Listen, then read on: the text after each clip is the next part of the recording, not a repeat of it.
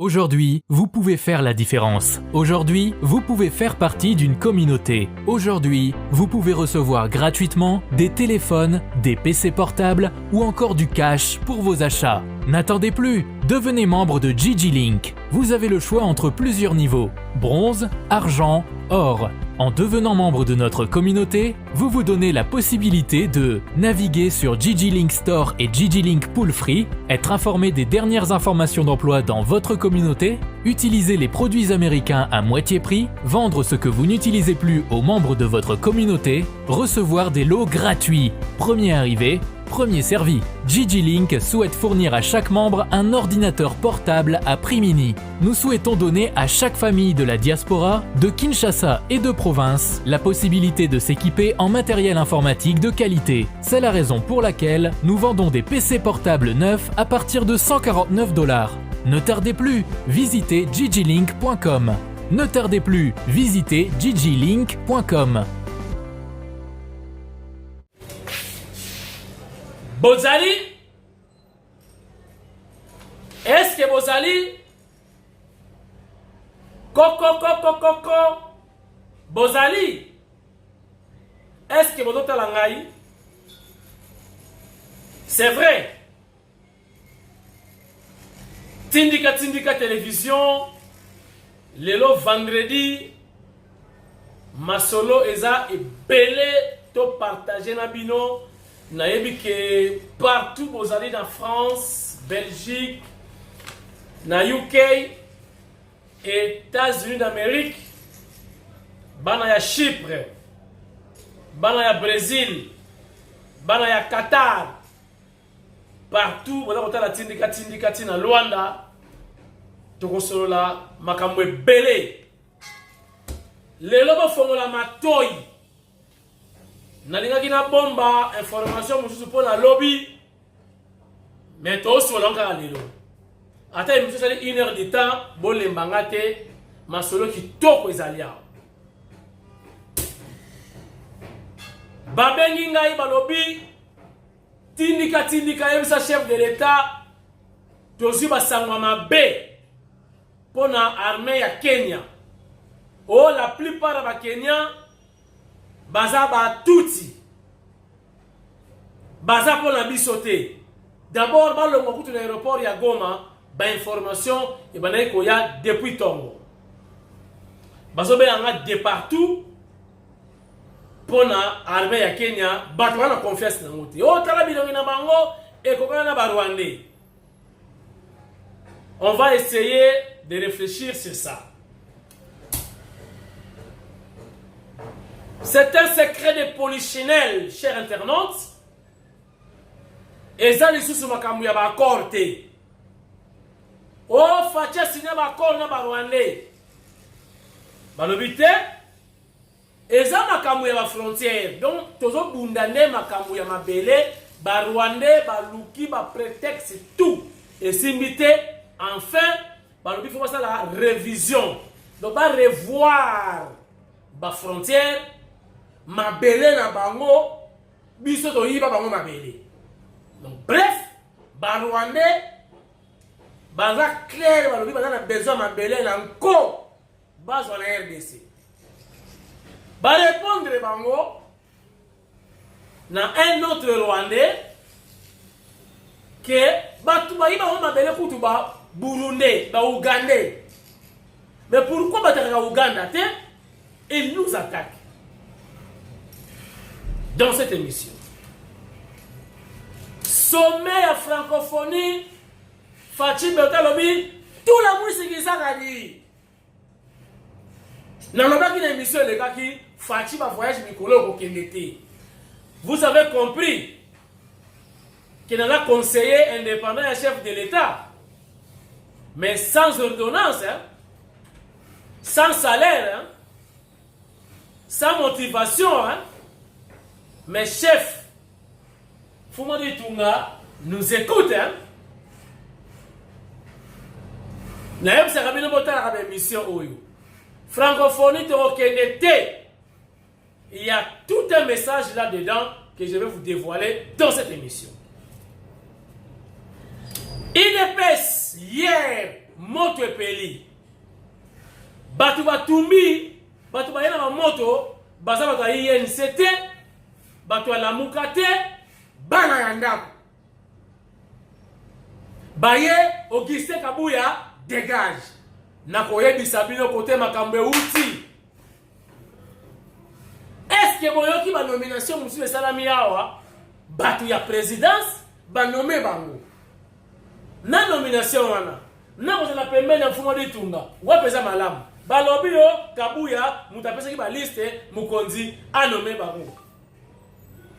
Qu'est-ce que Kabuya a à voir na ba nomination na signature ya chef de l'État ou ezali pouvoir discrétionnel du chef de l'État? Qu'est-ce que Kabuya a à voir là-dedans? Donc avant chef de l'État a signé un nommé Moutou, Kabuya doit parler. Nesika makabeuti. Balobi bamoni avion ya ba chinois et atterrir na aéroport à Goma.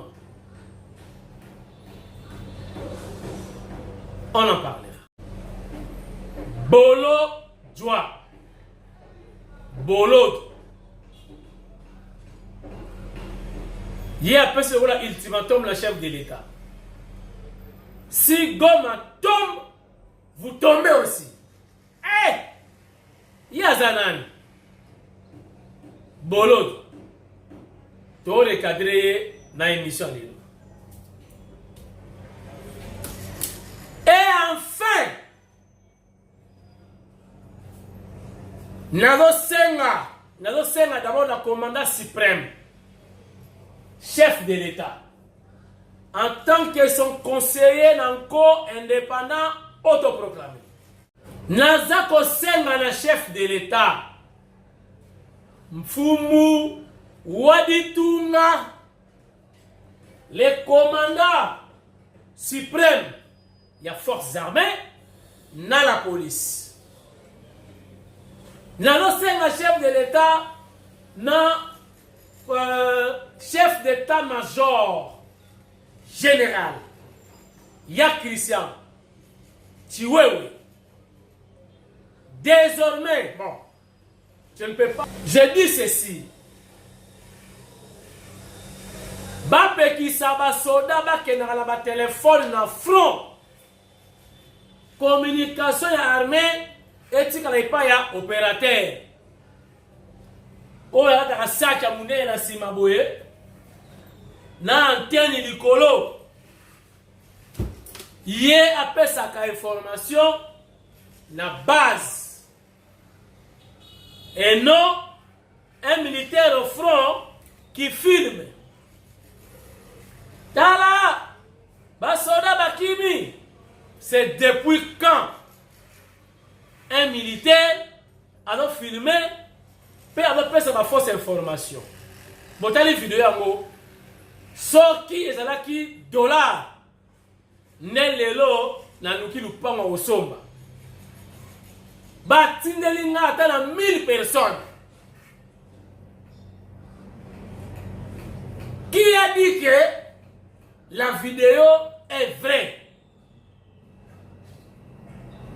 Il y a un film de musique à Zoloba. Pourquoi? Je vais vous expliquer dans cette émission. Chers internautes d'émission Bandi, restez zen, concentrés. Natindika Tindika Yalelo, welcome, bienvenue, Boya Malamu, Karibu. Lundi oyo lundi, na koyebi sabino, nini do salama. Lundi oyo. Tobandi na makambo ya FRDC. Nasengi na mokonzi ya mboka en tant que commandant suprême. Nasengi na chef d'état-major général. Nana bossa na miba na bossa na te mikolo miba pe gestion na mon eza bien te. Bon. Nasengi na commandant chef d'état-major général. Mon général, Chiwewe, Christian, bopekisa basoda bakendaka lisusu na batelefone te na front oyo nyonso bakende front ale luta pale fui bomoni na telefone atikali bozokende batelefone kosala nini na front boyebi ke armée na biso oyo ekonnaître ba brassage ba mixage. Donc des Rwandais, des Burundais, des Ougandais ba kota na armée bango wana botala bakimi soki vidéo leki dollar ou bien ba euro lelo na toma na benga déjà ba commissionnaire voulais-je dire balukelanga mabele ata ya 10 sur 10 vidéo etamboli koleka nguba soda ala filmé ba master na ye basoda. Est-ce que c'était vrai que basoda babungaki bakimi baumbi mokonza mboka yebisa chiwewe basoda bakendaka lisusu na batelefone te na front information nyonso ya front epai ya opérateur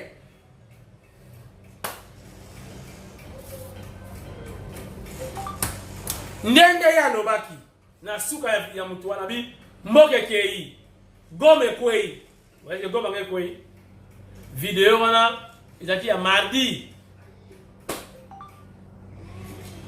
soda okomi journaliste ya radio Emile Colline bozana bango na kati ya armée bazopesa d'information partout nde mission ya pouvoir la kala ya wana ba infiltrer ki déjà banoko oyo ba ko fragiliser armée na biso na kocha vidéo ya moté master nga koko apegisi ngai abi kocha moté banguna bakozwa matière bolodwa botala eti eza mabe te boyebaka mpe makambo ezoleka ezalaki émission bato nazwi extrait botala na moto amazo critiquer président ndenge azali. Regarde.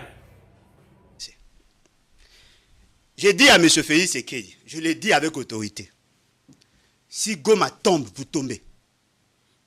Pour l'aventure, ça la population par fausses informations, alors qu'en réalité, sur le terrain, ce n'est pas ce que nous avons comme écho. Si Goma tombe, vous tombez. Et on va vous classer parmi bateaux Bassali haute trahison. Je l'ai dit. Bolo, toi. Bolo. Ma ouais. Okomi bien okonda makasi boye. Ton le vidéo comme ça président. Comment yo individu ba pasi nyosa mokili ezo bima na elongi na yo. Ndeye yo opesa chef de l'état ultimatum. Soki Goma ekwei yepe akwei. Bon, soki Goma ekwei te. Atikali hein? Ah. Tu as compris? Ozama yele bolo toi.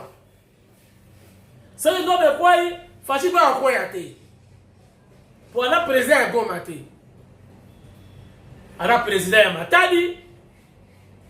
Aza président ya Ruchuru. Aza président ya Bunagana. Aza président ya Boma. Aza président Tina Kasumbalesa. Aza président Tina Kapiriposhi. Aza président Tina Kabeyaka Mwanga. Poloja Sans critiquer le président, il faut un aspect. Bah, mon besoin d'aimer bien, ou ça la réflexion. Bah, critiquer le président, bah, pas si nous sommes dans la pas là, pas si. Ils ont tant à maner longue. Bah, nous sommes pas si, il est qui? Au côté de l'idéologie, au critiquer, bah, ben d'ailleurs, aux moins un peu, moi climatisé, moi nakala, moi soupu, moi les boundi bima. Pour les boundi exact, moi les boundi exact. Hein, bolo? A vous avez président, tant qu'on appelle quoi y, a vous avez président.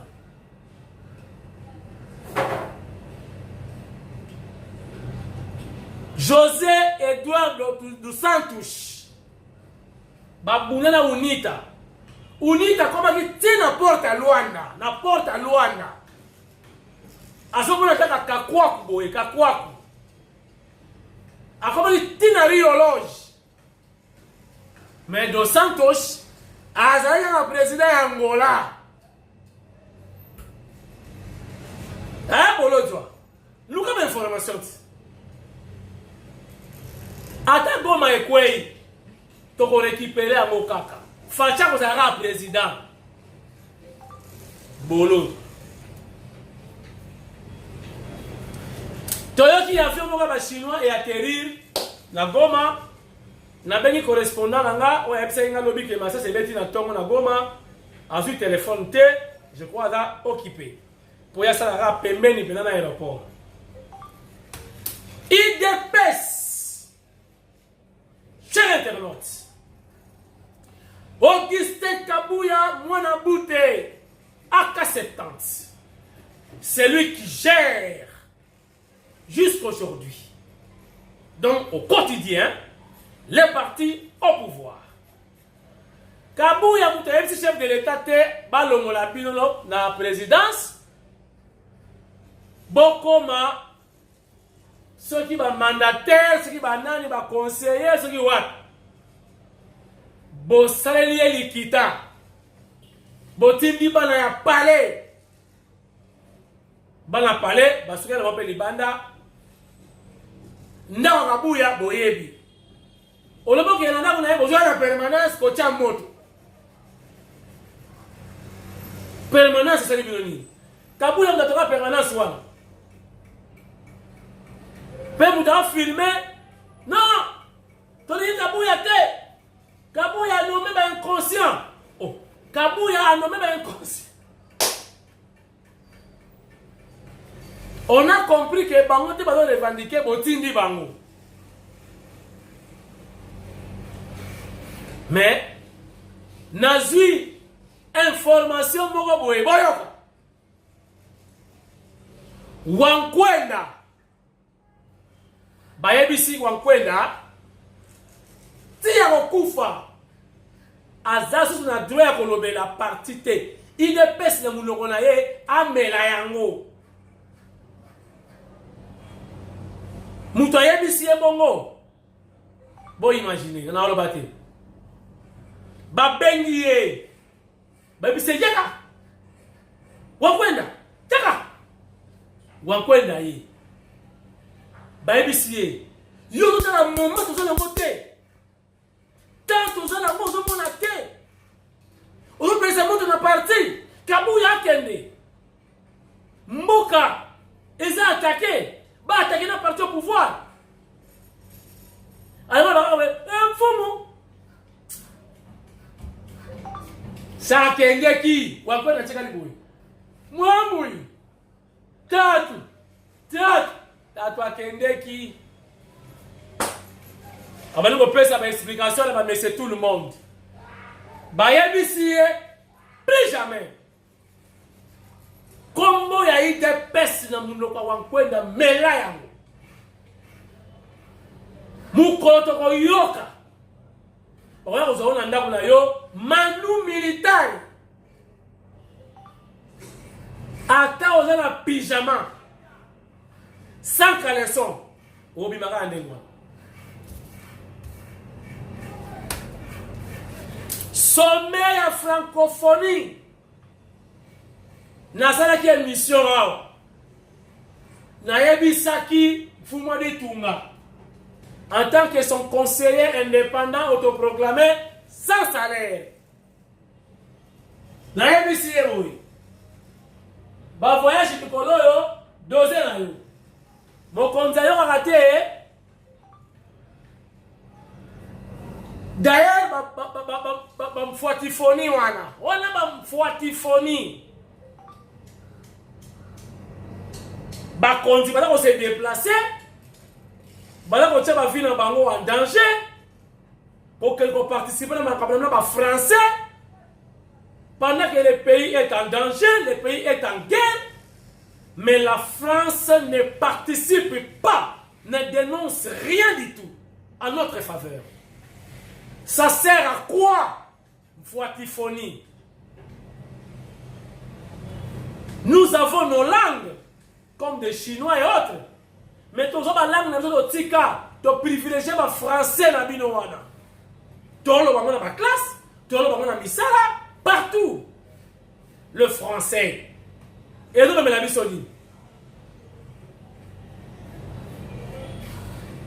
Bon, comme ça, merci. C'est un message. Hein? C'est-à-dire, le chef de l'État a moni et les gars qui n'ont pas fait phoni ou anati. Non, on sait que délégué à ta moutouté. Bon, ça, vous ne savez rien. Mfouati phoni. Président qui était. Babenga balobi, ba militaire ya Kenya, ba congolais ba la confiance na bango te. Alors, bino ba Kenya bo ba Swahili na anglais. Na ba Swahili te, anglais penzi mwaka. Soki ya solo bino ba Kenya. Boye contre biso, ngamta di boso na loki bino. Mais quelqu'un m'a dit Kenya Uhuru Kenyatta bakati ezali na Etienne Tshisekedi wa Mulumba dans Kenya à cause de la mission mabete, c'est quelqu'un qui m'a soufflé ce matin.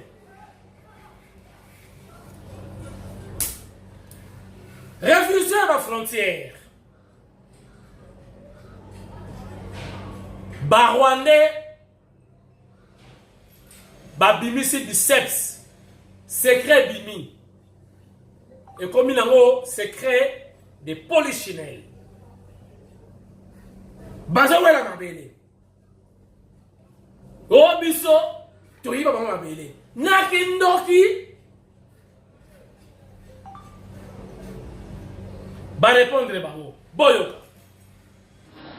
Il s'organise aujourd'hui pour attaquer le Congo, sous prétexte que la révision des frontières devient obligatoire. Alors quand on parle d'empiler Lima ou d'empiler Tutsi, il n'y a plus de doute. On n'est pas dupe. Il y a des bandits sur le plan international qui soutiennent Kagame pour que le Congo soit exploité dans tout son cœur et dans tout son corps. Donc là, les pouvoirs vis-à-vis des Interahamwe, je nie franchement. Les Interahamwe n'ont pas une force qui puisse préoccuper toute la communauté internationale jusqu'au point où on en est aujourd'hui. Mais je pense que Kagame a beaucoup d'ambition. Il croit que le Rwanda n'est pas suffisant pour lui. C'est pourquoi on parle des histoires de Berlin II, des frontières perdues au Congo. Excusez-moi, c'est assez important, même très important ce que vous êtes là, la remise en cause des frontières. Qu'est-ce que vous pouvez dire aujourd'hui par rapport à ceux qui avancent ça comme argument pour dire que... J'allais justement y arriver. Oui. Je vous en prie. Je pense qu'on ne peut pas avoir une telle gourmandise et nous devons nous contenter de notre petit territoire, le Rwanda. Alors, M. Kagame croit que le Rwanda n'est pas suffisant. Souvent, il a dit en anglais, it's like a district of Uganda. C'est comme une petite province de l'Ouganda. Donc, ce n'est pas suffisant pour lui. Et on doit aller chercher les frontières qui existaient avant 1885, lorsque la conférence de Berlin a été organisée. Qu'est-ce que cela veut dire? Ceci veut dire que nous devons engager une bataille contre le Congo, mais ne l'engagez pas contre l'Ouganda, puisqu'il y a une partie du territoire rwandais qui est en Ouganda, qu'on appelle Obufumbira. Ils n'en parlent jamais.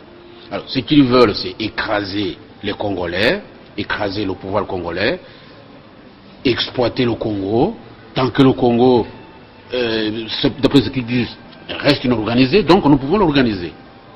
Et comme ils ont cet appui de ce qu'ils veulent les appuyer, dire, oh, écoutez, ce sont des meilleurs organisateurs qu'on ait vus en Afrique. Je vous dis franchement qu'en ma qualité de Rwandais, engagé politiquement, je ne peux pas soutenir une telle politique. Je prêche la coexistence pacifique des régions avec une intégration régionale. Autrement dit, le Rwanda, le Congo, le Burundi, l'Ouganda peuvent vivre ensemble sans se disputer sur ces fonds. Boyoki bisote mais Kagame okosuka mape oyo mboka ya kimbangu tala kwa na yo Anaconda na ebite mukolo kokufa ozaneni lokolo simbi mabele oyo ekotika na histoire na Afrique mokonzi ya mboka na moni onome bato na miba onome te mpo na nini bosi bokomeli nga kamwasi osutenaki bato ya miba lelo bango te mais omona rien ezali poumon ya Kasai. Même au contraire, quand il y a qui déjà il attendait les résultats. Qu'est-ce qu'on attend? Chinzen. On dirait progrès. Exactement. Fumani Tunga. Miba.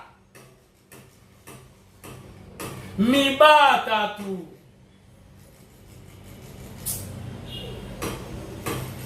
Mutu moka lola pesi raison na mwana lokolo lupanga kritikaki bango. Oui, na ebandeli. Tout le monde a dit que bah idée là qui bien. Mais après tout le monde va chiter. On ne sent rien. Dans la bataille, on ne sent rien. Tout le monde va s'en va qui diamant moko na comptoir moko boye. Oh et outil côté wan. Oh diamant moko boye. Oh et outil côté wan. Bon tout le bataille. Foto funda. Et pas fuma du tout nga. Miba.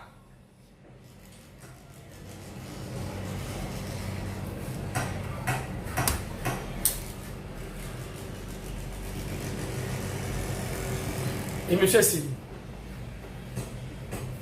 Aujourd'hui, vous pouvez faire la différence. Aujourd'hui, vous pouvez faire partie d'une communauté. Aujourd'hui, vous pouvez recevoir gratuitement des téléphones, des PC portables ou encore du cash pour vos achats. N'attendez plus, devenez membre de GG Link. Vous avez le choix entre plusieurs niveaux, bronze, argent, or. En devenant membre de notre communauté, vous vous donnez la possibilité de naviguer sur GG Link Store et GG Link Pool Free, être informé des dernières informations d'emploi dans votre communauté, utiliser les produits américains à moitié prix, vendre ce que vous n'utilisez plus aux membres de votre communauté, recevoir des lots gratuits. Premier arrivé, premier servi. GG Link souhaite fournir à chaque membre un ordinateur portable à prix mini. Nous souhaitons donner à chaque famille de la diaspora, de Kinshasa et de province, la possibilité de s'équiper en matériel informatique de qualité. C'est la raison pour laquelle nous vendons des PC portables neufs à partir de $149. Ne tardez plus, visitez gglink.com. Ne tardez plus, visitez gglink.com.